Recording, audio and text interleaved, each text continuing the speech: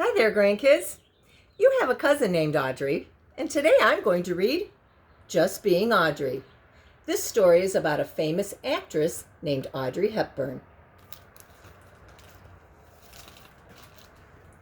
This is Audrey Hepburn as a little girl, an actress, an icon, an inspiration.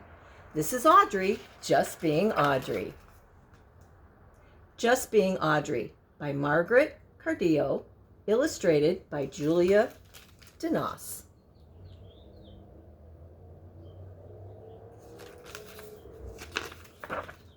And here's a quote from Audrey Hepburn. "I never think about myself as an icon. I just do my thing."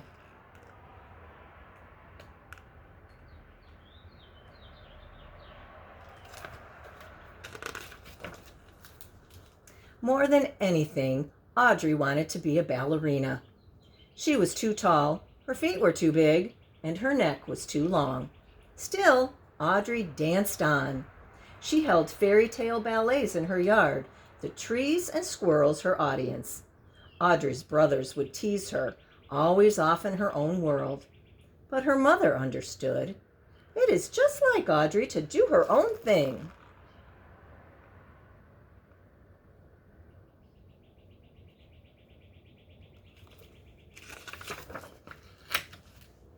Audrey struggled with on point, dancing on her toes, but she loved a challenge, so she practiced more than all the other ballerinas in class. Some of the girls laughed at Audrey, saying her teeth were crooked and her eyes seemed too big for her head. Audrey knew she looked different, but it didn't much matter to her.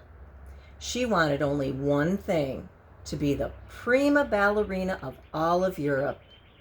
Her mother reminded her that there were more important things than fame. "Others matter more than you, dear," she said. "You must always be kind."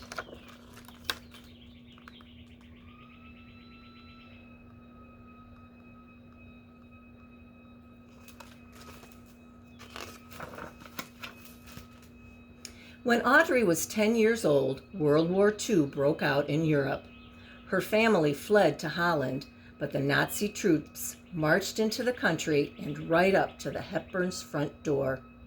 Although her mother was a baroness, Audrey's childhood was turning out to be anything but noble.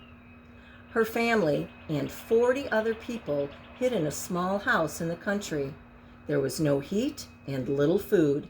Supplies were quickly running out, and people were starting to feel desperate.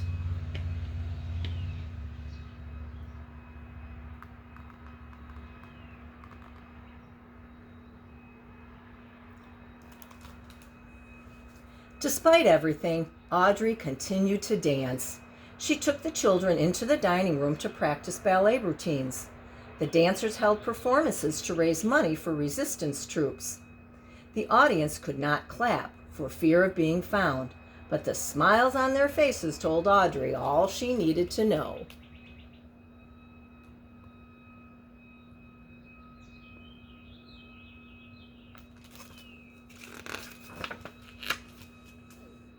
One day there was a knock on the front door, and everyone froze. Had they been discovered? But after years of bad news, there was finally something to celebrate. The war had ended, and volunteers from the United Nations had arrived, bringing food, clothing, and medicine.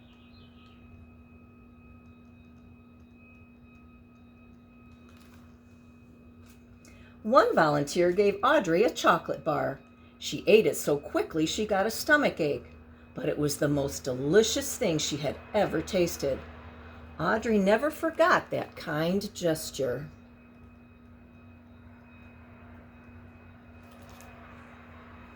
After the war ended, Audrey and her mother moved to London. They had very little money. In fact, Audrey had only a few blouses and skirts and one colorful scarf. But she could tie the scarf 20 different ways to make a new outfit every day.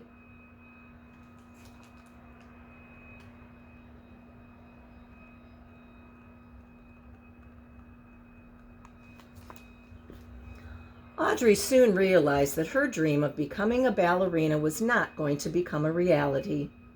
She was simply too tall, and no amount of practice could change that. She decided to try acting instead.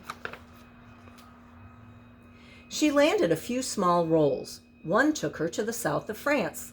Colette, the famous French writer, spotted Audrey. Colette needed an actress for the lead role in her play, Gigi, that was opening on Broadway in New York City. "See, Gigi! It is my Gigi!" Colette announced. Surely Colette was mistaken. Audrey had no acting experience. "She has that je ne sais quoi, that certain something." With that, Audrey was on her way to Broadway.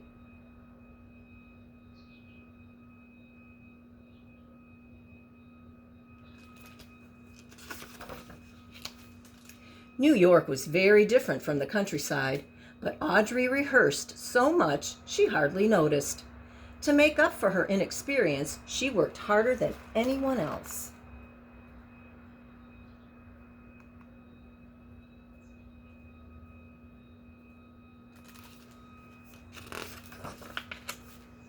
While Audrey was performing on Broadway, the movie director, William Wyler, was looking for a fresh face for his new Hollywood film.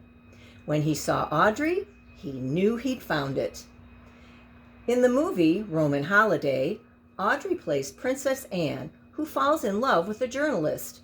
By the time the movie came out, everyone had fallen in love with Audrey. She even won an Oscar for her performance.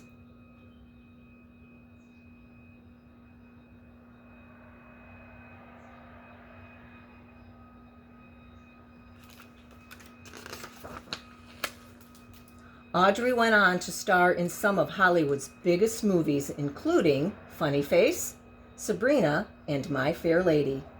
From a party girl in Breakfast at Tiffany's to a nun in The Nun Story, Audrey took roles that challenged her, and she made them her own.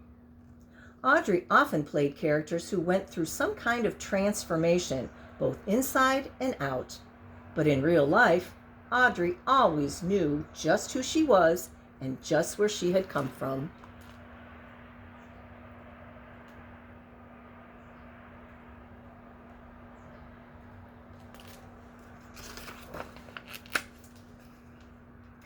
Audrey had become more than an actress. She was an inspiration.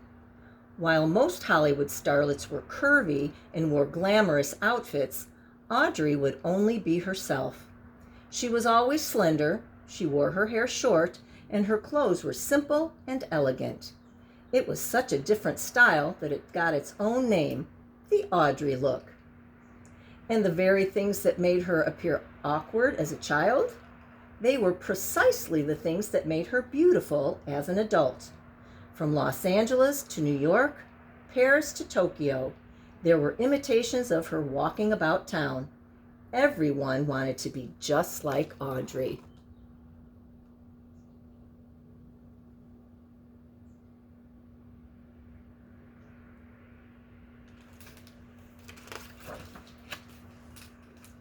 She didn't behave like most movie stars either.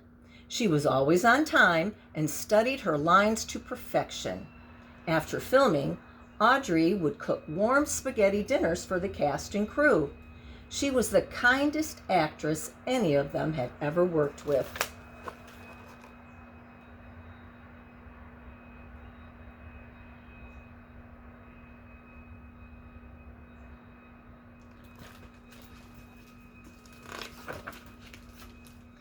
Audrey starred in more than 24 movies, but her dream role was being a mother.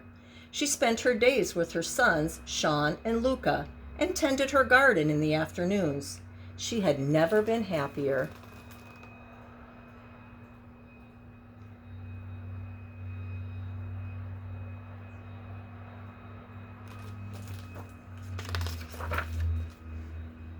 Once her children had grown, she decided to put her fame to good use. In 1988, Audrey became a Goodwill ambassador for an organization called UNICEF. It was the very same organization that had helped her as a child during the war.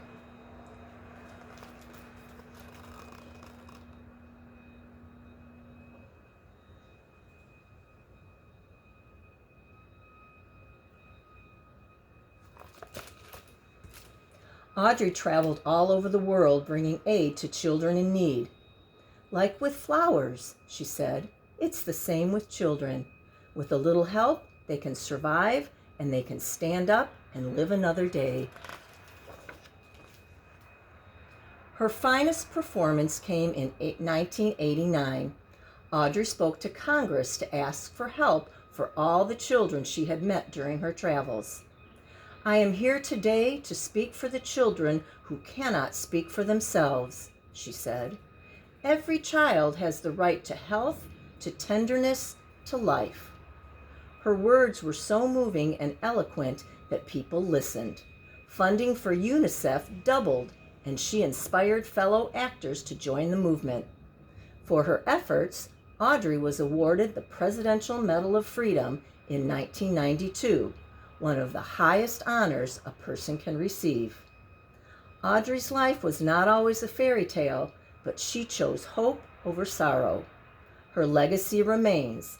It is in the loveliness of her movies, in the kindness she showed others, and on the faces of the children she helped around the world.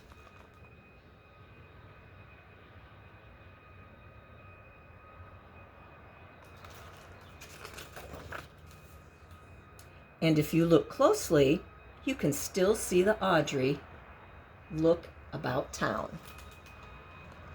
That's the Audrey look.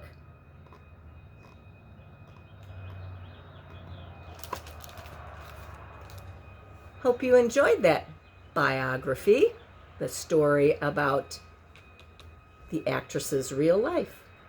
Love you guys. Bye, Audrey.